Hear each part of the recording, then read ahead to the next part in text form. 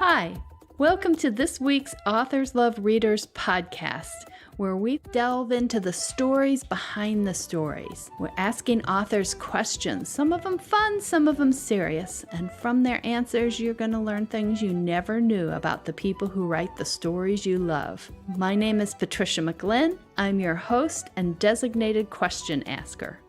I'm Jean Oram, and I'm an author who loves readers. Now, let's start the show. Hi, and welcome to this long-delayed episode of Authors Love Readers podcast. I have not done podcasts for a while for a variety of reasons. Writing is one of them. But also, my dear dog, Callie, had a really tough year last year and died in September.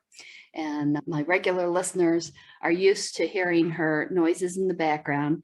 But just so you won't feel bereft of those dog noises in the background, there's a new dog named Tessa, who I adopted in February. That wasn't the plan, but that's what happened. And so she is here having her first podcast, and so is our guest, Jean Oram. I'm excited to have her. I'm thrilled to talk to her, just us gabbing, because we don't get to see each other as much as I'd like, and it's been a while. And I know we know each other through Novelist Inc., which my listeners will be very familiar with because a lot of the folks here come through Novelist Inc. But I was trying to remember how we first met.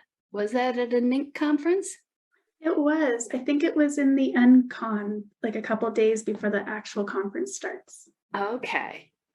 And did I ask you an obnoxious question? Is that No, I saw your name tag and I was like, oh, you're in my also bots. And you were like, oh, excellent. Which book?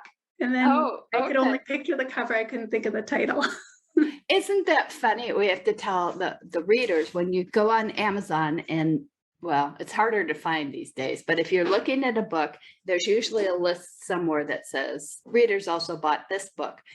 It's not the one that says sponsored, because those are ads, or they have some other verbiage now that it's ads. It is the one that says also bought. Now sometimes it's below reviews. When I look at those, I feel like I know the author, and then you run into them in person and it can be embarrassing. I'm glad I was nice to you and didn't just say, I don't know you.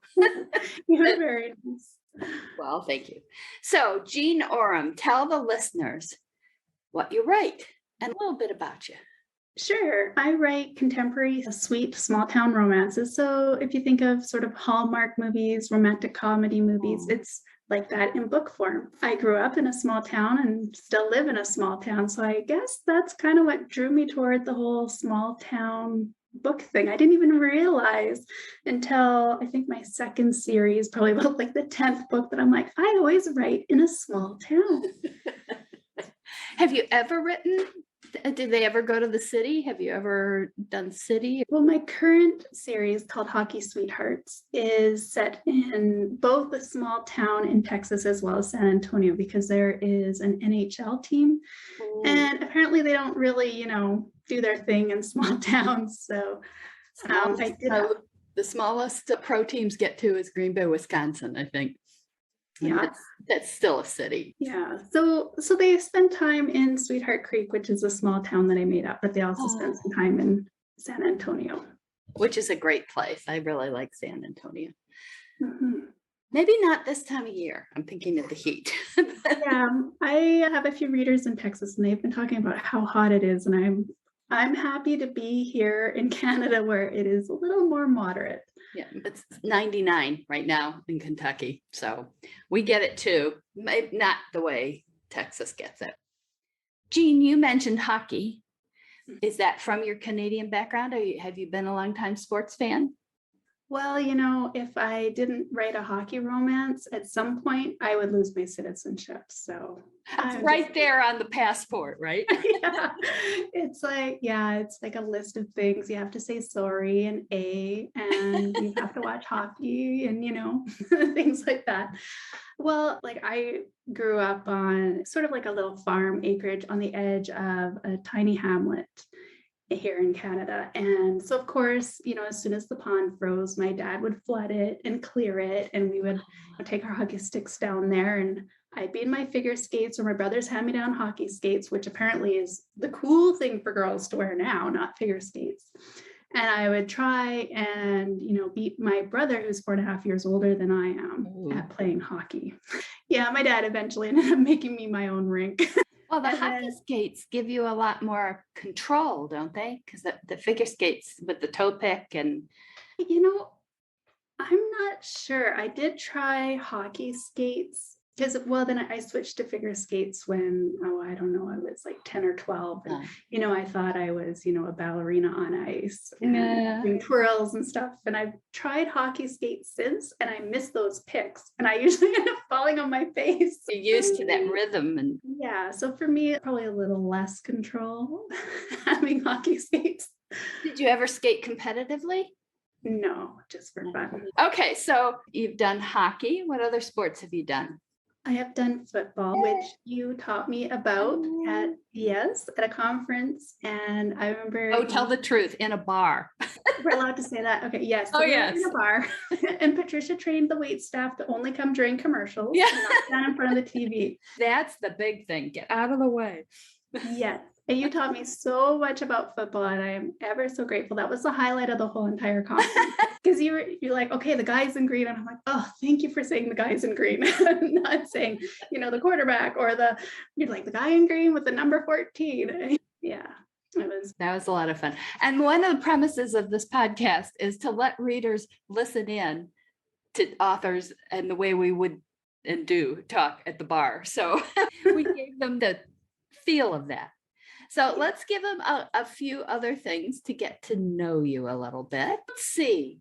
Do you have any motivational sayings or sayings from your parents that came from your parents that you use a lot? I would say maybe not saying so much as sort of an attitude toward life, in that, basically life is a big adventure, and just sort of like, it's easy to get caught up into the shoulds and how, the right way of living your life. And my parents actually, when they were in their 20s, they went to an auction and they ended up buying a schoolhouse for $2,000.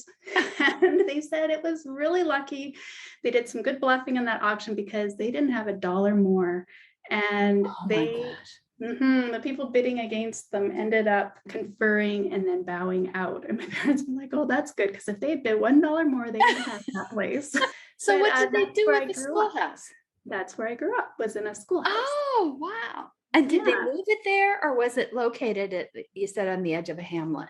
Yeah, it was located on the edge of the hamlet, and they built their own furniture and sold it, made candles. And then eventually, by the time I came along, they were beekeepers. So I grew up on a bee farm, and like right now, my dad is living on a boat in Mexico. He's like, well, I like sailing, and I'm going to go live down there. So yeah, so I would say, they used to say, do what you love and the money will follow. It'll all get figured out. Just, start doing what you want to do, and the path and the way will open up for you as you start taking those steps, is sort of the attitude that they kind of lived by. And while I'm a little more traditional, I have an actual house that wasn't a school or a church or something like that. Yeah, I think it was that attitude that led me to try writing and to become an author and just go for it. And one of the really important things you said, that they said, it will come as you start taking the steps. Mm-hmm. I think sometimes that gets lost, and people think, I want X, Y, or Z, and just sit there and wait for the universe to plunk it in their laps. And I don't think that works. I think you gotta go out. It'd be a lot easier if it did. Wouldn't it? It would be wonderful. Just to say, I want a clean house and have it happen. Let me find my magic wand for you. A trained dog. It doesn't happen. Okay, what's your favorite taste? Oh, chocolate mousse, by far, hands down, ever since I was a kid. The first time I had it, I was like, this is magical. And do you make it? Rarely. You prefer it I think I served. made it twice in my life. I love it, but I rarely ever have it. I was just wondering how difficult. It shouldn't be super difficult. Yeah, it's not too bad. Like I have a recipe for it. No, yeah, I don't remember it being too difficult. And then I actually discovered, I think it's Sheriff brand up here in Canada. It's like a box, sort of like instant Jello, but it's for instant chocolate mousse. And it's Oh, actually not too bad. You got to let it sit in the fridge for about 2 days, and then it gets that nice thickness that chocolate mousse has. And that's yeah. tough though, letting it sit there for 2 Oh, days. it is. But if you pour it into all these tiny little bowls and the rest of the family is like, what are you doing? And they don't eat them, then you can take one every day. You had your chance. You missed it. Strategy. I like it. So as long as we're talking favorites, how about a favorite color? And is there a reason? I think blue is probably my favorite color. And as for a reason, I'm not sure. I don't know why. I keep looking, we're looking at each other through video, and she has a print behind her with poppies that are bright orange, and my eyes keep going to that. Those are my kind of colors. And My yet mom here I painted sit that. wearing blue. Yeah, my mom painted that painting. Oh, that's wonderful. Maybe we can get a thumbnail to promote the podcast so people can see what we're talking about, because that's really pretty. Okay, what other things shall we let the readers know about you? Oh, do you have fears? Do you have a big fear, and do you put it into the book? Well, as a mother, of course, I definitely have fears. Like my imagination can go down wrong, scary avenues. Like it'll go down there and I have to just shut it down. Just be like, nope, not even going to think about it. So I think that's another reason why I write sweet small town romance, because bad things don't happen. And if it is bad, it's only for a moment or two to just kind of give a reader tingles like, oh, danger. But we know it'll be okay, because I think if I were to write something where I really dug into my fears, it might mess me up. Oh, I like some, well, clearly I like killing people off, and they tend to be the ones who have irked me in real life. It's really great. Works out a lot of negativity. How about a bad habit word? When I'm writing, it would be look. I use the word look way too much. Luck, like good luck. LOOK, and my characters are always looking at each other. And they do. And there's only so many ways to say it. That's my new bad word. I'm going back into some older books and refreshing, and I see the editors changed a lot of things. They added a lot of gazes, because I tend not to use gaze.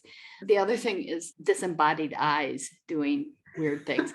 But, some of those are such idioms that... Well, the reader knows what we mean. They're not going to be like, whoa, those eyes locked onto her. Yeah. How did they do that? Yes, I think the readers do know what we're talking about. And it probably makes it easier to read and comprehend and keep going with the story than trying to come up with some convoluted phrase that avoids the common one that everybody gets. But we're often taught to do that. Do you have something like earlier in your life you fretted about it, and now you say, that's not important, I can fly right by that? I'm not sure. It depends on the day. Like I can always, if I try hard enough, I can find something from my past to fret over. But I tend to be forward thinking. Like you had Becca Syme on one of your podcasts talks about strengths. And one of my strengths is called futuristic, which means that I am focused on the future and what's yet to come. So in some ways, like things in my past, once I'm past them and I've let them go, I tend to forget about them. And they're just This is why you don't need to kill people in your books.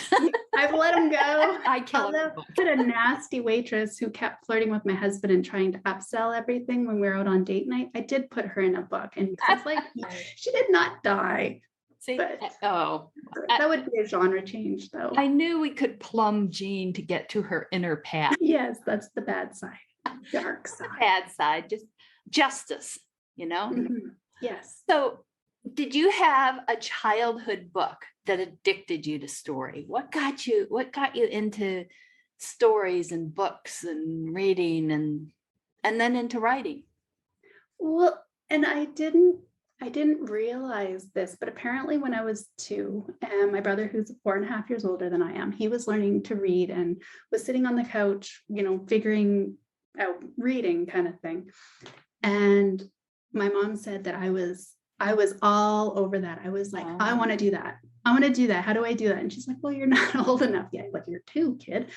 And I was just like, I'm going to do that.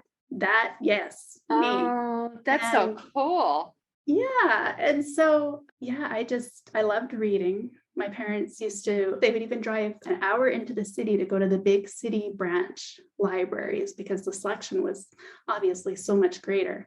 And I would get a big stack of books and then we'd go about the city doing our errands. By the time we'd get home at the end of the day, I'd be like, okay, well, I'm done my stack of books. I was like, to make that the last stop. I think so.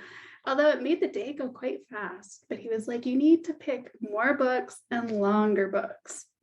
So, yeah. And then I stopped reading for a while, actually, when I was a teenager, because there wasn't much YA back then, like young adult fiction. And it was hard to find anything age appropriate or interesting if you didn't want to read Sweet Valley High. I did read some of the Wakefield twins, Sweet Valley High, which maybe is why I'm here now, but yes. Yeah. Write Sweet Valley High for adults.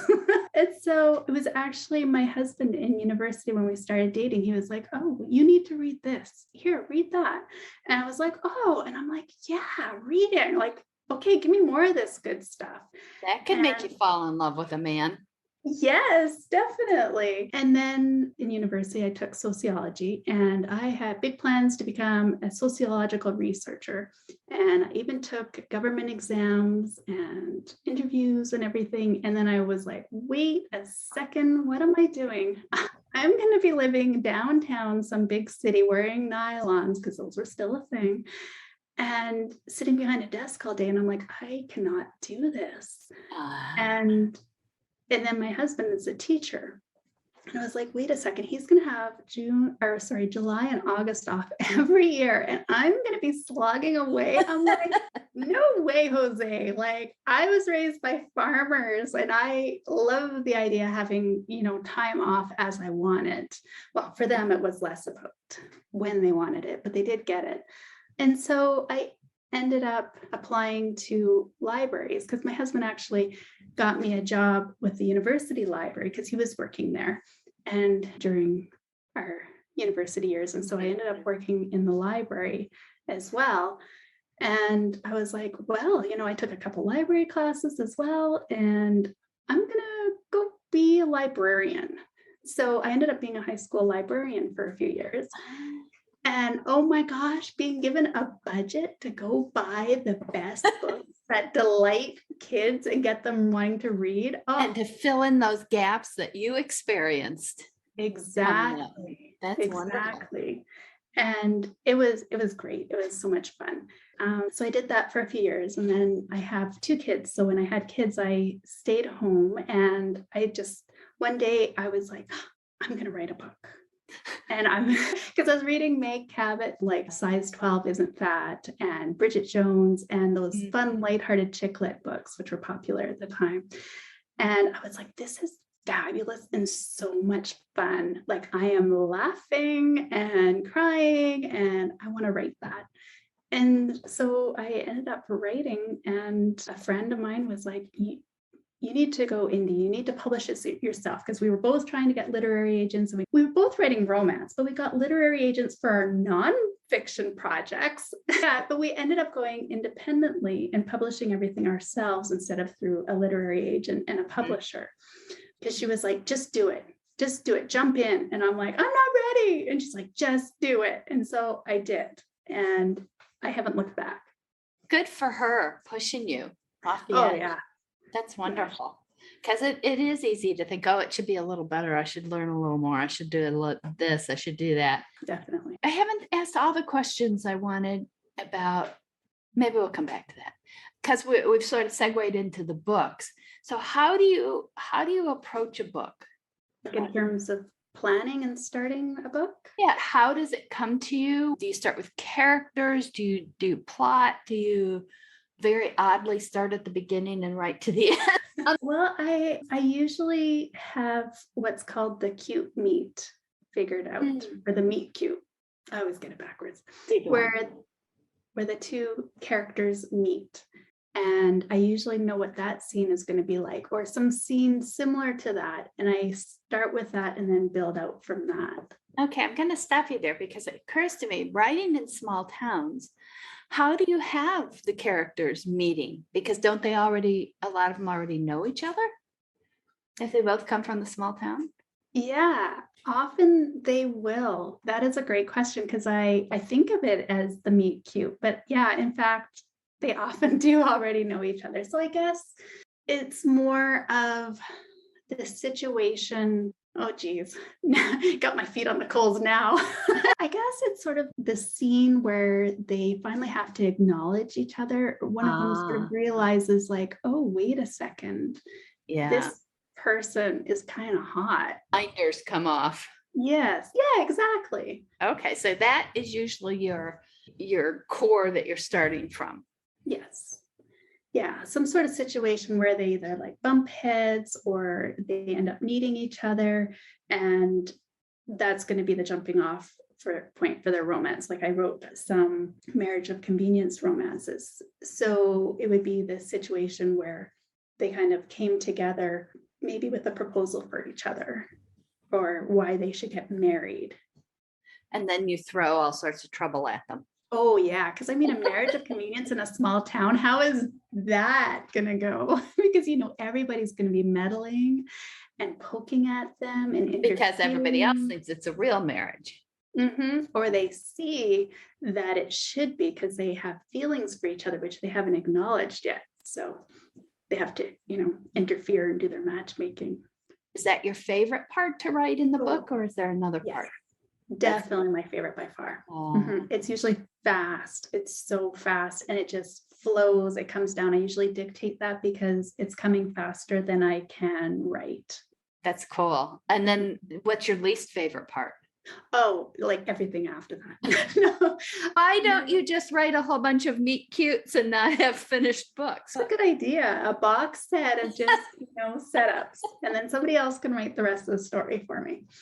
Or the readers can imagine it in their own way. Probably the final draft when I am reading over it and really working on flow and pacing and making sure, the conversations are fast and good. Because sometimes when I write a conversation between two characters, it's not, stupid stuff like, oh, I saw you at the grocery store yesterday buying broccoli, where it's not, putting in that sort of stuff. But sometimes the characters take a long time to kind of get to the point of what they're saying. And I know that I can trim that down and just sort of sharpening everything. And it's a great place for self-doubt to come in. Oh. I'm looking at everything so critically, everything from description to sentence structure.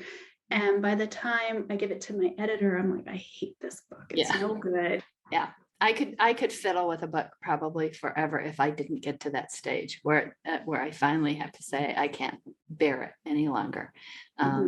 Yeah. But I also think there's an element that we as authors, first of all, we tend to be more critical. Second, I tend to be more critical. You're nicer than I am. But second, because we're dealing with it at writing speed, which is significantly slower than reading speed, we see things differently and sort of a different weight to different elements, I think, from how the reader. And it's hard sometimes, but important for the writer to step back. Are not going to read this one word at a time. They're going to read the flow. Let it go. Let it go.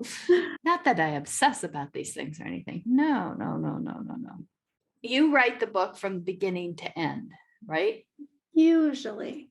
Sometimes I will have an idea for a scene that'll come later in the book. And because I write with Scrivener rather than Word, Scrivener kind of like a folder with a whole bunch of different pieces of paper in it, rather than just one long strip of paper like Microsoft Word would be. So sometimes I will jump ahead and write a scene that I know is going to come maybe in the last quarter of the book, or I'll put down thoughts, ideas, or part of a conversation. And sometimes I use it and sometimes I don't. But I find if I don't sort of jump ahead when that bit is there in my head, like I can end up kind of getting stopped, I guess. I totally understand that. It not only is it the idea that you might lose what's come into your head, but it's like blocking other things from coming in, and you Exactly got to get it down, Yes. and then you can move Well along. said. You should be a writer. Yeah, I should, as in I should be writing, but do books tend to change a lot for you from where you start to where it ends? Are you surprised? Yes, they do change more recently than they used to. Yeah. Oh, that's got to keep you fresh and interested. Oh, it's agonizing because I had a whole system and method and just way of writing where I knew how long it would take me roughly and what to expect. But I had COVID last September and I've had long COVID since. And it has, for whatever reason, it has impacted the way I write books. Which is really odd. Oh my gosh, my first book, like I would look at sentences and I'd be like, I don't even know what I'm trying to say here. Like this doesn't make sense, but I'd read it, as I wrote it, and I'm like, yeah, that's a good sentence. And I'd come back to it and I'd be like, what? Oh my God. Like, how terrifying. Well, it was, but it only revealed itself in stages. So as I was writing it, it seemed logical and fine and flowing and great structure and everything. And then I'd look at it on the next pass. I'd be like, oh, I need to sharpen that up a little bit. And then the next pass, I'd be like, whoa, this is such a hot mess, this sentence. And I would fix it. I'm like, how did I not see that before? And I found I had to go over it more times. Did that process repeat? So you'd get farther into the book and then you'd think, oh, okay, this is okay. And then you'd go through those steps again? Or do you think it was a function of you had laid down these tracks, so to speak, and then you were actually feeling better as you went back and looked at it and that made you more critical? Yeah, I think the further I got from first having COVID, the clearer my mind would get, so that by the time I got to the second draft or the third or fourth, fifth, my brain was that much clearer and I could clear it up that much more.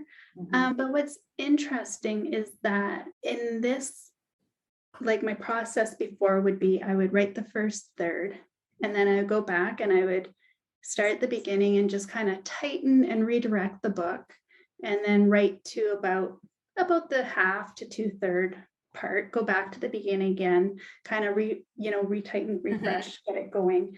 And then the ending would be just like, boom, in a couple of days, just done. And I'd be like, okay, I've got a first draft. Now I can do like a second and third, and it's going to be pretty good. And then at the very end, I will read it on an e-reader and read it like I was a reader and just catch last little bits that aren't maybe flowing right. And then, but now it seems like, I just finished the first draft yesterday for the third book since having COVID. And all three of these books, I get lost in them, which is new for me, in that when I do that write ahead thing, when I have a scene idea, I'll write it down. And so it's, several, what do they call those sort of little file paper things in Scrivener. So I'm not seeing it. But when I write, I get to that little file later on. And I'm like, oh, this scene, I've already written that scene. I already have that in here. And I'll be like, oh, okay, well, I have it twice now. And I literally don't remember having written it twice. And then I also have found that when I get to about 2/3 of the book, I have to delete probably about 10,000 words, whereas before I would delete like a little scene or, a conversation, but never like full-fledged finished scenes. Whereas now my process seems to be, I have to write and finish 10,000 words in the book and delete them. But they're actually kind of finished. So I'm like, okay, well, maybe my readers get a couple of deleted scenes now, Great. whereas they never used to. I will tell you, I have been doing that. I write long and then cut. Mhm. I have never done anything other than that, ever. Mhm. But mine tend to be 3 to 5 words to 2 sentences. Never a big chunk, just chipping away, tightening. Like I can see that I have tried maybe 4 times to express an idea, and then you have to pick one and then, stitch together where you took the other ones out. So having those complete scenes is actually really cool, Jean, because you can share them with the readers. I can. And for the first book, The Gingerbread Cafe, those made sense. And I was like, yes, and I can talk about these. And I made a whole bonus book for my readers where I talked about the bits that I took out. With the last 2 books, I'm not sure if I can quite make them interesting enough to make it worth it. But they are there, and I will look at them once I get this book off to my editor and see if there is something that I can share with readers in an interesting way, where they're not just like, yeah, I'm really glad you deleted that. Well, but that's also a view into, behind the curtain for the readers, and they might really enjoy that. That's true. And I think that's fabulous. And if you're going to have to cut words, to have them in scene chunks is terrific. Because I find that if I'm going to give a bonus to my readers, I have to write it. And that's how I used to be. That's how I was for the first, 32 books. But these last 3, the process has been so completely different.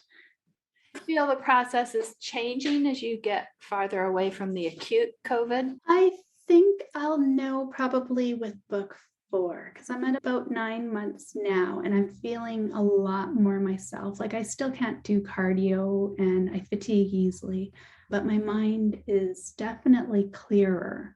So I'm hoping I can go back to my old way of writing, because the whole, finding scenes I don't remember writing is a little disconcerting, because it's like, well, like I'm out driving and doing things like that. Am I actually safe? Different parts of our brain. I do empathize with that, because as an adult and while I was writing, I had scarlet fever with 105 temperature, and they put me on IV antibiotics. And I can remember, maybe an hour into that, feeling the antibiotics kind of coming into my body and thinking, I wasn't winning this fight. My body was not winning that fight. And now this is good stuff. But it also, and whether it was the antibiotics or the high fever or what, it totally changed. My concentration dropped drastically and really never came all the way back. And it changed other things, changed my hair, my skin, my metabolism. It changed a lot of stuff. And it's taken some things are better now, but it's taken a really long time. But that's so frustrating when you could call on your brain to do certain things in certain ways. Yes, definitely. Yeah. Definitely. And knowing that, if I listen to myself in terms of my process for writing, the book was going to turn out okay. Yeah. It was going to be logical in terms of things like timeline and continuity and just the way everything was laid out. Whereas, I'm having to do like whole big calendars of who is where and when, and figuring out things, because I can't quite trust hold it in your head. Yes. And it changes in my head as well sometimes. And like I used to have a really good memory, and over the years, it's filled with other things like, family and other things, they're using my memory as well. But I'm a big believer in lists. I love a good list and crossing things off a list. Like there's nothing more gratifying. I'll write things on a list just so I can cross them off. I have resisted lists for a long time because I had a super good memory. I had one step short of photographic memory. Oh, wow. I could, working in the newspapers, somebody would say, didn't we have a story about, and I could visualize it and say, yes, it was on an inside page, close to the gutter, 2/3 of the way down the page. I could visualize it. And sometimes I could zoom in almost and see the headline. I had a severe car accident with a concussion way back. That took a layer off my memory. And then the scarlet fever took a layer off my memory. And years also taken some off, although it's come back a little bit in the past year or so. So now you're just regular human, no longer superhuman. I want mine back. I felt like lists were a sign of failure that I had to resort to lists, but I'm past that. Get over yourself. Just do the lists and move on. Okay, so before we get too far done, because I think we're going to have that propensity, I want to make sure I ask you questions that came from readers. And this reader asked, when the cover image doesn't match the character description, and she says that's a pet peeve of hers, how does it feel for the author? Yeah, it's a question for the wrong person because I'm not visual, is what I've realized over the years, which is funny because my mom was a visual artist, doing stained glass and paintings and stuff like that. But after I'd written a couple of books, one of my friends was like, I really like that you don't describe your characters because it allows me to put however I imagine them in place. And I was like, oh my gosh, I'm not describing them. I'm like, oh, that's the way to avoid changing their eyes from green to brown. It is. I do have to write that down too because it does change. Or I'll all caps type eyes and then flag it with a comment when I'm writing a draft because I'm like, I don't know what color their eyes are. I think I might have said what color they are, but it's gone. I admire some authors who will have a whole visual board of who looks like what and what outfits in their house. And I don't know. Sometimes I ask my reader group. I have an amazing reader group, the Jeansters, and sometimes I'll ask them and I'm like, hey, so this reader or this character, was she pregnant? Or things like that, because I can't remember. Or, hey, I think this character had brown hair. Does anybody remember? And some of them are so sweet. They'll go and look it up for me, which I could have done on my own, but they are wonderful. So when it comes to what they look like on the cover, I'm not too particular. That doesn't throw me. It's more about the feeling and the vibe from the cover. So is that what you tell your cover artist, or do you look for photos yourself?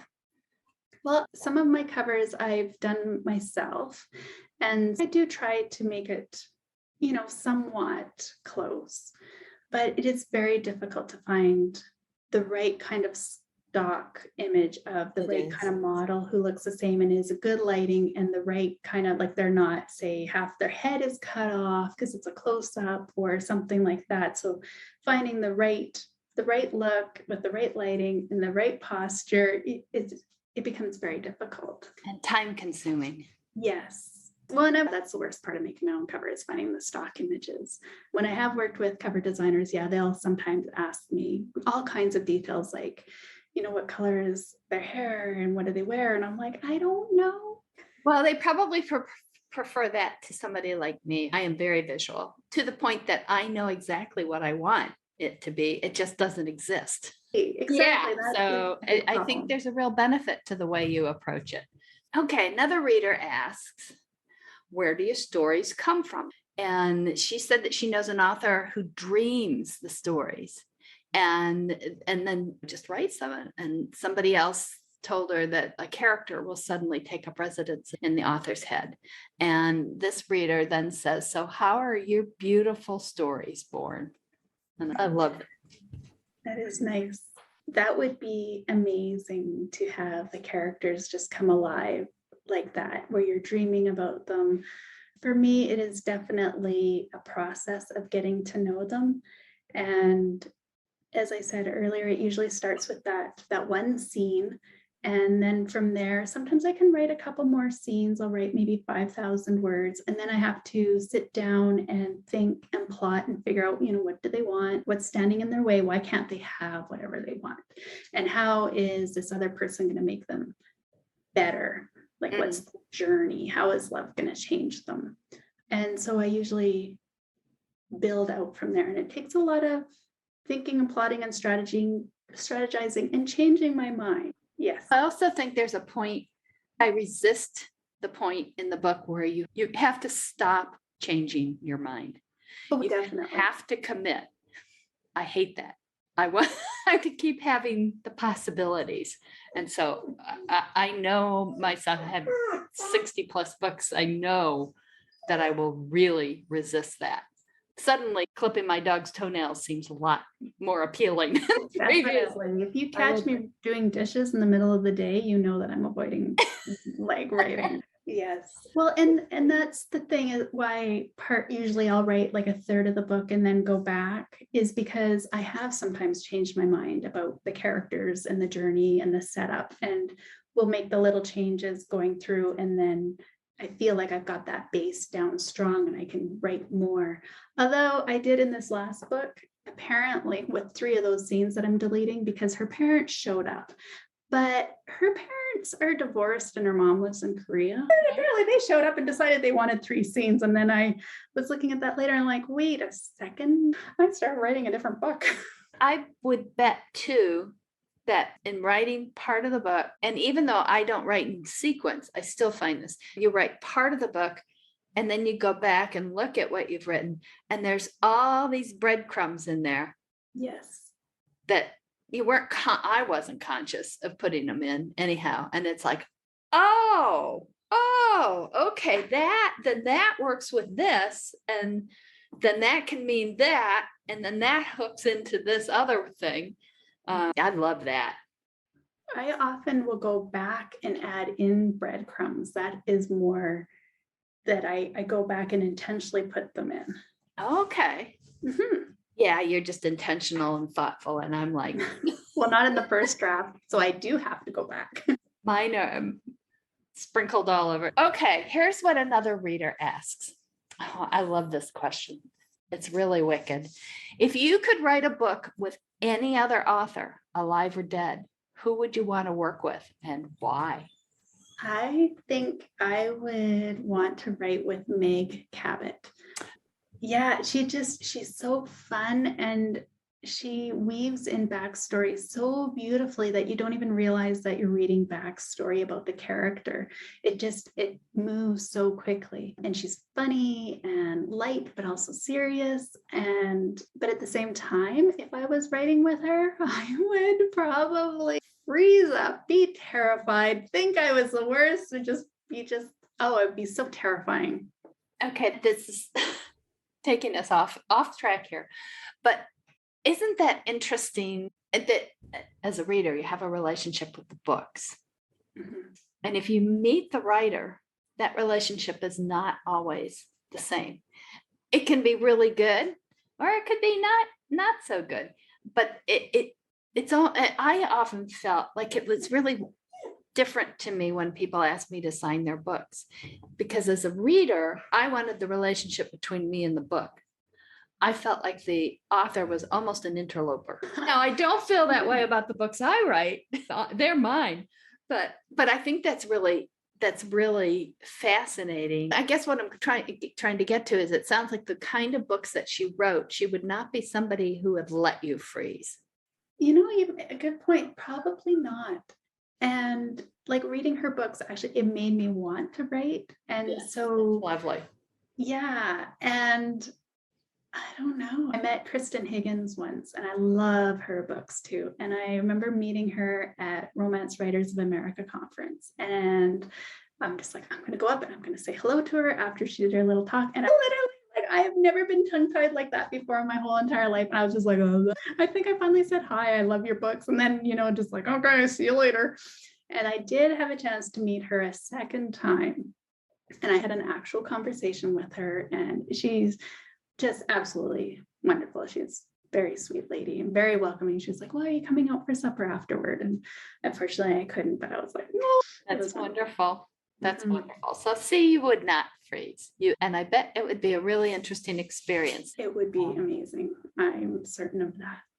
Do you write in a particular place? Do you have a favorite place to write?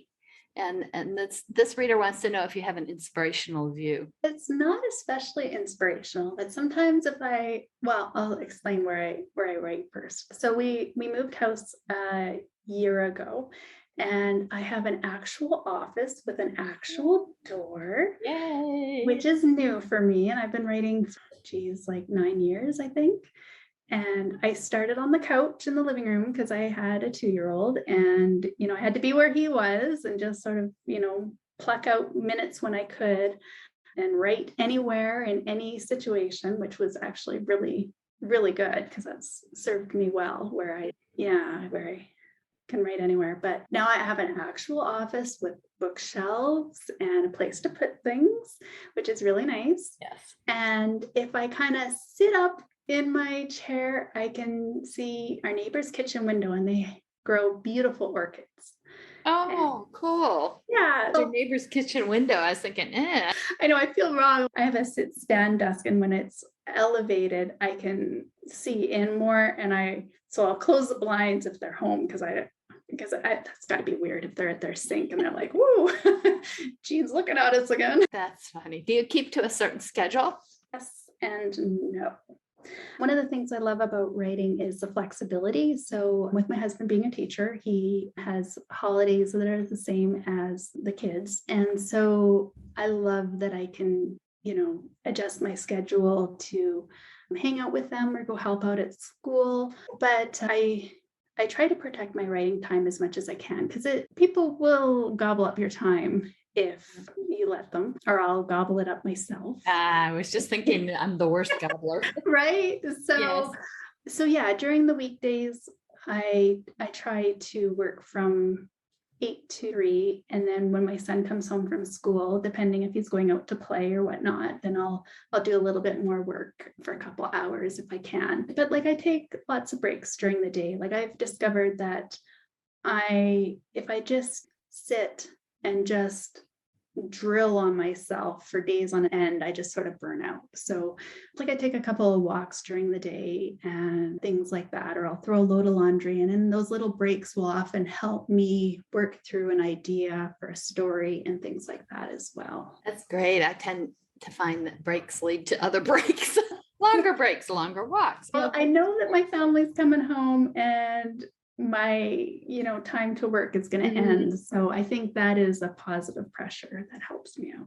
Now, you said you just finished a draft. Did you know when you were going to finish that draft? For this one, no. I had hopes, dreams, and goals, and dashed them all. But I think that this time I may actually have time to send the book to my beta readers, because I have my editor scheduled, and I usually try to give myself extra time because sometimes they just take longer, or life happens. And I like to have a little bit of flexibility where if something comes up, I can jump on that opportunity. I'm not just like, well, no, I've got every minute accounted for. I got to write. Yeah. So I think this one, it took a while, and it was a bit painful, but it was also good. I didn't like the book at certain points. I thought it was boring. And then I kind of realized some of the things that I was missing. So I'm hopeful and excited about this one. I never quite know how a book's going to be perceived by readers, because what is in my head doesn't always make it to the page. And the way I feel about a book isn't always how a reader with a different life experience will feel about the story as well. So I don't know. And then with my process changing, it's just like, well, I hope this isn't like a book I'm going to have to unpublish because it's so bad. Not going to be. It's But it is not going to be. I think it'll be okay, but it is something that goes through the back of my mind. I do know what you're talking about with the readers reacting to it differently. And yes, some of it is different life experiences, but also I think this comes back to the reading experience being different from the writing experience. And I have these books that I've been going back and doing some tightening on. The first 3 books so far in the wedding series. So this is, I think it's the 3rd, 4th, and 5th book I wrote. Although I actually wrote the 2nd book in the trilogy first. And then a friend read it and said, you do realize this is the middle book of a trilogy. And I said, you can't fool me. This is only 1 book, and a trilogy has to have 3 books, so it can't be the middle book of a trilogy. And she said, go back and look at all the breadcrumbs that are there for the book before and the book after. And she was right. I love that 2nd book. That is one of the books that's closest to my heart. Readers tend to like the books on either side of it better. Isn't that weird? It is. Well, what I've noticed is when I write a strong but troubled heroine, am I saying it right? Yeah, we know you're not talking about drugs. I write about that too. Gritty pen names. You do. The mean streets of the small towns. Of the small town. They're out behind the greenery. I find that they will often react to her differently than like I connect to her in a different way. Well, okay, we're totally off here. I'm distressed sometimes about how people react. I have a character who had, this is not in the same series, but a woman who had a good chance of dying in a hurricane. She has not even one night stand, but she makes love with this guy, and then discovers that she's pregnant, and she tries to find him, discovers who he said he was doesn't exist. I've read that book. We'll say it's Lost and Found Groom. And 5 years later, he shows up at her door in Wyoming. And he wants to have a relationship, especially with their child, but also with her. And she is like, no way, Jose, back off. And I have had some readers, not all, not even a lot, but some of a subgroup that consistently will say, well, she was a bitch because he said he was sorry. And why didn't she just fall into his arms at that point? And it really bothers me, because it seems to me that if a woman is reading that in fiction and thinks that's the way it should be, boy, are they opening themselves up to issues? Are they opening their toddler children up to issues? To just think, well, the guy said he was sorry. Yes, this is why actions, not just. I agree.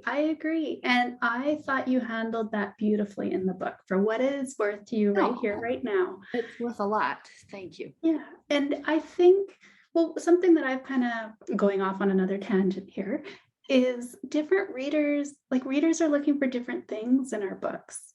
Mm-hmm. And one of the things I love about your books are the different layers and subplots, like those breadcrumbs that you go back and build off of, makes for such a dynamic story with such depth. I think, was it A Stranger in the Family? Oh, yeah. I wanted to be her. I thought about her for days afterwards. I was just like, oh, what would I do? And I think some romance readers read for a very quick light escape, and there's absolutely nothing wrong with that. But I think when they reach a book that's a little more complex, such as yours, it's not what they expect. And I don't know, like sometimes feeling all of those emotions stir things up that we don't want to feel. And one of the reasons we come to romance is because we want to feel, and we want to feel very specific things, in my opinion.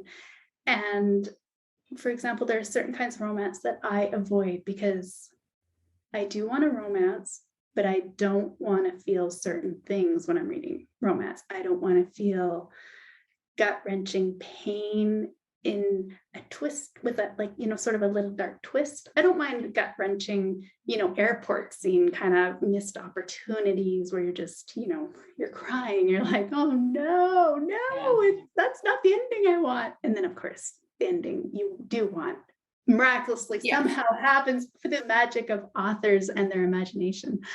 But yeah, and some readers read really, really quickly is something that I've learned with my beta readers. Sometimes they will literally miss whole paragraphs, and it's a different reading style and they're reading for something different. And I think that's one of the beautiful things about how the ebook revolution, if you will allow me to call it that. Yeah, I will. And amazing amount of diversity in terms of romance reads, not just in terms of characters and life situations, but all the little tiny tropes and story types, that there is something for all of us. And we can try something a little different. But yeah, I totally went way off on That's fabulous. That's fabulous. I really enjoy hearing your thoughts about that. And as I said at the start, this is about what writers talk about sitting at the bar, and this is some of it. Definitely. Yeah. So we got so far off track. Let's see. But that's good. I like going off track. I think that takes us to really interesting places. Have you ever had an experience that really made you understand the power of language? Yes. Spoken language, probably the most. Like, yeah. Yeah, just the way words can or bring someone right down so quickly, or they can build people up. But words are incredibly efficient for cutting somebody down and making them feel bad. Incredibly efficient, more so I would say than making someone grow and feel good, which is unfortunate, really. I think some of that's on the recipient's side, don't you? Yes. Because we tend to take in the negative. We tend to believe the negative much more than the positive. Yeah, I think that's exactly it. Yes. That gets pretty deep. And there could well be reasons behind that let us survive. That if you recognize the negative and it took that in more, that it made you more alert, possibly to an enemy, possibly to other concepts, or to an error that you might be making. But it can be tough. Oh yeah, high school, baby. I gotta admit, I had a good time in high school. Okay, what's the best money you ever spent as a writer? My MacBook. I love my Mac because it's so fast, and it doesn't, like, when I want to just sit and write, I just got to get something down. It's not like, oh, we decided we're going to update and come back in 15 minutes. So I love that. I love how fast and all the wonderful programs that I can put on it that make me more efficient. And oh yeah, I just love it. Okay, that's great. And I'm going to ask you a tough question for a non-visual person. Okay. Possibly, because I think this could be really interesting. If your writing were a color, what color would it be? It would be pastel color, something light and cheerful. Which one though? Come on. A pale pink or a pale yellow, maybe some pale blues in there. Yeah. Okay. So we're thinking sort of, well, I was going to say summer flowers, but then I happen to be able to see out my yard and there's bright yellow, bright red. Yeah, flowers don't hold back, do they? Yeah. Well, some of them do. Maybe more spring colors. Although I have bright red tulips, bright orange tulips. We can see a trend here. Well, that was an interesting response about the colors. Do you enjoy research? Yes, I don't need to do a lot typically, although like when a story, Whiskey and Gumdrops, the protagonist, Mandy, was opening her own franchise restaurant. She was a waitress trying to follow her dreams of owning her own place. And so I did do some research on that and put way too much information in it. Somebody left a review saying, hey, like this reads like how to open your own franchise. I'm like, oh, I'm going to go back and edit that because that was like the second book I ever published. So I took some of that out because it really wasn't necessary. And I've gotten a lot better and selective about what needs to go in it. But for example, for my hockey series, like I'm a hockey mom. Oh, I turned series like, hello, can I help you? Hockey series. My son played what's called pond hockey, which is a non-competitive version of hockey. So they do still have practices and play against other teams and have tournaments and stuff like that. But it's not the die hard, go, my kids going to the NHL. And it's tons of fun, actually. I really enjoyed it. So like for research there, even just going to practice and learning the 11 different pieces of equipment and the rules of the game. Like I tend to write sort of things that are happening in my life or world or what I'm interested in can sometimes end up in the story. But in that case, I read a book called Beauties, Hockey's Greatest Untold Stories, which were all these little short stories about hockey from NHL players and coaches. And it was awesome. It was really good read. They're funny. Some of them are, heart-wrenching. And it kind of gave me sort of a sneak peek into some of the pranks and things that go on and some of the hard things that players go through. And it was really good. If someone's listening to this podcast, it's by James Duthie. And if you have a hockey fan or sports fan in your life and you're like, what do I get him for a gift? This book called Beauties is so easy and fast to read, and it was great. I loved it. Oh, what a great book recommendation. And I love that you recommended a book. And I'm going to do another big jump here. Sure. Because one of the questions we didn't ask early on was my weird desert island, where you can play movies, but you only get to have 3. So which 3 movies are you going to have on your desert island to play over and over and over again? I would probably choose Back to the Future. My brother and I watched that so many times as a kid. Like we had the lines memorized. Like I still have them memorized. And talk about breadcrumbs in that movie. Every little thing adds up. So probably that one. And probably the first Bridget Jones' Diary movie, because it always makes me laugh. And then maybe Castaway, because maybe I can get some tips out of the movie. Or at least, I could just put on repeat that rescue scene at the end where, just to give me hope on those dark days on the little island. Give you hope that your ending would be happy too, although his island did not let him play movies. So you're already better off.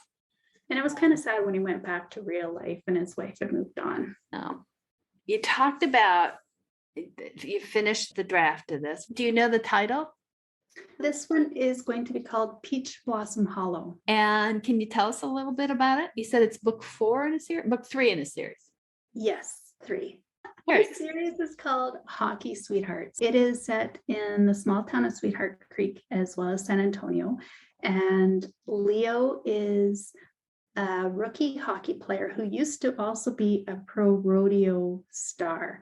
And he's done that miraculous leap into another pro sport because he's amazing. And so he's in the NHL now. And Violet is a small town gal who has been left at the altar and is incredibly shy and has got a job for the Dragons NHL team where she is the mascot.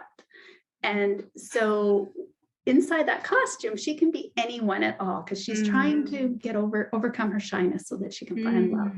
And here, going back to the meet cute, my son, who's 11, actually wrote the meet cute for this.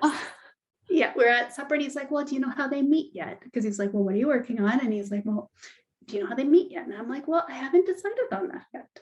And he's like, well, she should run into him. She should go into the wrong locker room and she should run into him.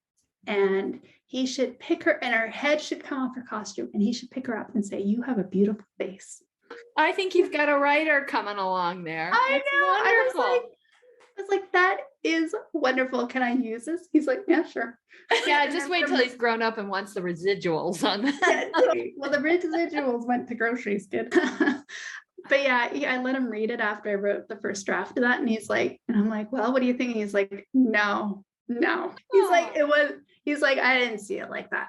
Oh, you might have just turned him into a writer for real, because a lot of us started where, we didn't like something in a story and said, okay, I'm going to do this my own self. Totally. Well, oh my gosh. Okay. So another tangent here. So when we were in lockdown here in Canada, he was doing schooling at home. And at that point we were in our old house and my office was basically the basement. And I had my desk. And so we set up a desk for him beside me and he would do his schoolwork and bounce around and Steph and I would do my writing, and online learning was not fun for him at all. And being his teacher was tricky. And so at one point, when I was writing the first book, I was writing The Cupcake Cottage. I said, okay, well, if you write this scene for me, I'll do your math. And he's like, done. And he pushed me out of the way, and he wrote the scene where the hero gives Daisy May a kitten because he wanted a kitten in real life. And I was like, wait a second, no, I can't do your math. I'm pretty sure that's a big no on the, mom list. That makes you bad doing your son's homework. So yeah. But you made the deal. Did he make you stick to it? It was awful. I was like, what do I do? So in that case, I think it was a review sheet. So I'm like, well, if you do 5, we'll say you're done, because it didn't have to be handed in or whatever. So I made some sort of deal like that with him. But he did write the scene, and I shared it with my readers in my Facebook reader group, and it went into one of those bonus books that I was telling you about. Yeah. Yeah. That's terrific. I love that. Yeah. With his permission, of course. Of course. And his copyright on it? His name on it? Yes, I believe I did. I hope I did. But yeah, I was a little worried that, his street cred, might impact. Well, that's true. That's true. Yeah. But you don't want to take credit for his work. Yes. Well, I definitely did say that it was written by him. Good. That is hilarious. So of your books, you said you had 30 plus books, right? Yes. Do you have any that you would consider like a hidden gem, a book that for some reason just isn't as well known, and that even your loyal readers might not be aware of? Funny you should ask that, because on Monday, it's Wednesday right now that we're recording. So 2 days ago, I unpublished a book that had really high reviews. Yeah, it killed me to do that, but it just wasn't being seen in the series that it was in. So I'm going to rewrite it actually over July and August in my Facebook reader group. And I'm going to rewrite it and share it with my readers. And they're deciding things like hair color for me, because I realized I hadn't given her a hair color. And I'm writing this book to fit into the Hockey Sweetheart series. Chocolate Cherry Cabin is the name of this one. And it will come out for Christmas because it's a Christmas romance. So I'm writing it into this world. And my readers decided that the coach, Lewis, he needed his own story. So he is going to be the hero. I'm going to change the hero a bit in this book. But the book was called Expectedly in Love, and it will become Chocolate Cherry Cabin. And it's going to be quite a bit different because I'm changing the whole town and a whole bunch of stuff. That's really interesting to try to give that hidden gem a new life, really. Yeah, and I really hope I don't mess it up and make it worse. We'll have to have you back to talk about how that experiment went. That's really fascinating. Well, it's in first person, and I have to put it in third person. And the hero didn't have any point of view scenes, and he will have point of view scenes. So it is going to change quite a bit. It will be definitely a different book. But yeah, it's going to be an interesting, fun process, and I'm excited to share it with my readers and to have them involved. Yeah. When you said Unexpectedly in Love, I have a book that I changed the title from Least Likely Wedding to Most Unlikely Wedding, thinking maybe that would be more positive. And again, that's a book I really love in a 4-book series. It's book 3, and a lot of people skip it. I would think maybe it's the more negative title, except book 2 is The Unexpected Wedding Guest, and that does fine. That unexpected versus least likely versus most unlikely, that those are not real, It's odd that they skip over book 3. Yeah. Yeah. Well, I do have a multicultural romance in the middle of one of my series, and I can see readers drop off on that book. Oh, that's a shame. Yeah. It's a shame. Yeah. I have a lot of thoughts and feelings about that, which I will not share here. Wow. It is a beautiful story, and I think it is definitely worth a chance. Well, what's the title of it? It's called The Cowboy's Second Chance. Ah, And it's about hurt and healing and love, and they're feisty. Oh, they're feisty. Oh, so you know how I have those meet cute scenes ahead of time? I had this one in my head for years where the hero comes into her farmyard. It's dark out. They're under a yard light. And she's out there kind of like, who is on my property? She's got her shotgun. She's in her nightgown. And he's like, oh, hello. Yes. Are you like light behind you? I can see your curves. And so she shoots out the light because she's like, no, thank you very much.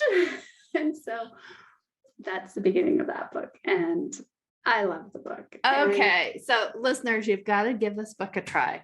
From your voice, you can tell how much you love it, Jean. And I really hope that listeners will give it a try. So glad I asked that question.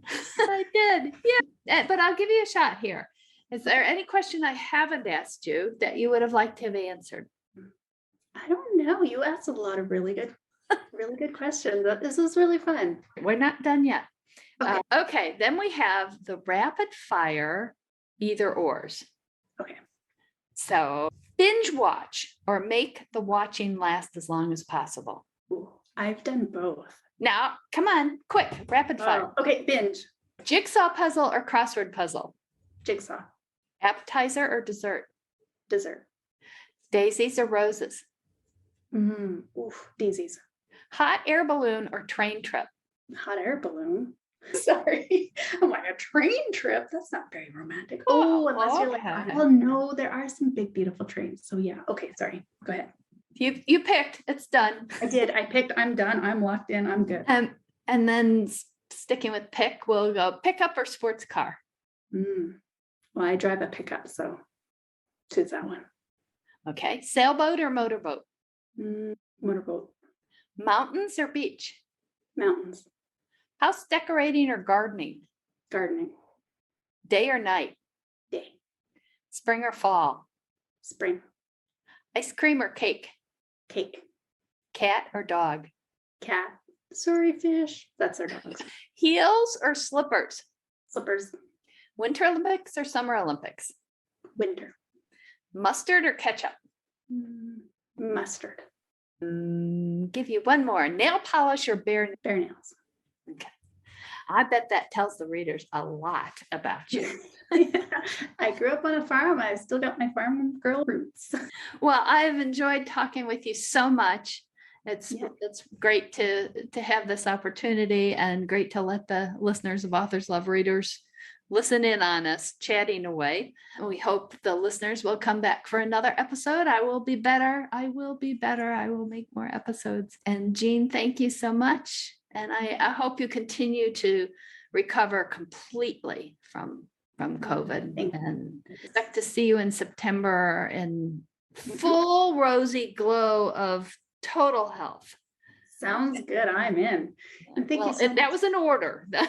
Okay, I will obey orders. I am a rule follower. Good. Okay. Thank you so much for having me. It's been fun. It's been a pleasure. Oh, it's a lot of fun, and I'm really glad you could make the time. So I'm wishing everybody out there that you have lots of good reading and things go really well until we meet again for the next edition of Authors Love Readers podcast.